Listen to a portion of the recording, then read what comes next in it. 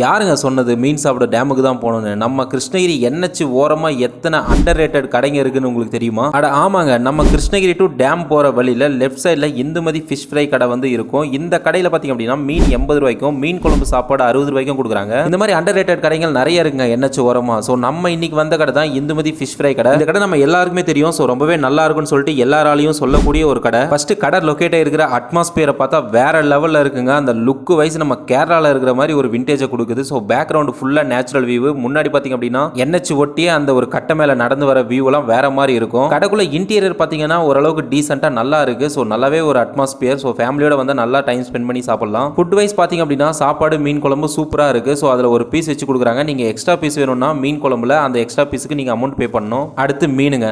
So ஒரு மீன் 80 ரூபா charge பண்ணுறாங்க. நல்லா பெரிய மீனாக தான் இருக்குது. காஸ்ட் அதிகமாக இருந்தாலும் டேஸ்ட் வைஸ் நல்லா இருக்கு. ஸோ அதனால தான் இந்த கடை வந்து ஓவர் ரேட்டடாக இருக்குன்னு நினைக்கிறேன். அது மட்டும் இல்லாமல் கொஞ்சம் டேஸ்டிங் சால்ட் அதிகமாக மிக்ஸ் பண்ணுற மாதிரி இருக்கு. தயவு செஞ்சு அதை மட்டும் கொஞ்சம் கம்மி பண்ணிக்கோங்க. ஸோ அது ஃபியூச்சரில் ஹெல்த்துக்கு மக்களுக்கு கரெக்டாக இருக்காது. ஓகே கைஸ், நீங்கள் இந்த கடைக்கு போயிருந்தீங்கன்னா உங்களுடைய ரிவ்யூ என்ன அப்படின்றத மறக்காம கமெண்ட் செக்ஷனில் கமெண்ட் பண்ணுங்க. மறக்காம நம்ம பேஜை ஃபாலோ பண்ணிக்கோங்க.